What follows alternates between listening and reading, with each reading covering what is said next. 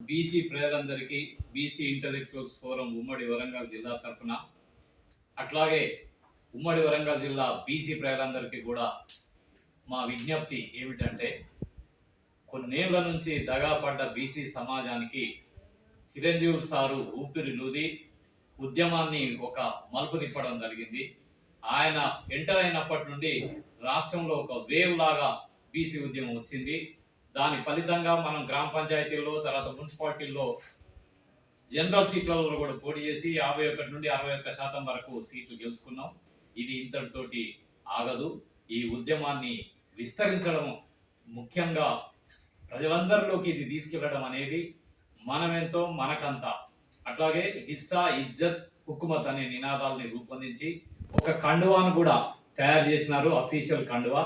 ఈ ఒక్కొక్క ఇష్యూని ముందుకు తీసుకెళ్లుకుంటూ ఫస్ట్ టైం చిరంజీవి గారు, బీసీఐఎఫ్ వ్యవస్థాపక చైర్మన్ గారు ప్రజా క్షేత్రంలోకి వచ్చి ప్రజా పోరాటాన్ని ముందుకు తీసుకెళ్లే క్రమంలో 27వ తారీఖు నాడు హైదరాబాద్లో ఇందిరా పార్క్ దగ్గర ఒకరోజు నిరాహార దీక్ష పెట్టినారు. ఆ నిరాహార దీక్షను విజయవంతం చేయడం ద్వారా బీసీ సమాజం అంతా చైతన్యం అయిందని చెప్పి నిరూపించాల్సినటువంటి అవసరం ఉంది. ఇప్పటి వరకు జరిగిన అన్యాయాన్ని ఇక సహించం అనేది ఈ నిరాహార దీక్ష యొక్క సారాంశం.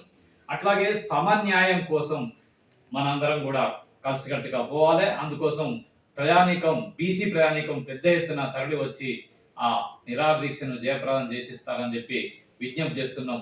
జై బీసీ, జై బీసీ, జై బీసీ, జై బీసీ, జై బీసీ, జై బీసీ. బీసీ లాలి, బీసీ ఐక్యత వర్ధిల్లాలి, బీసీ ఐక్యత వర్ధిల్లాలి.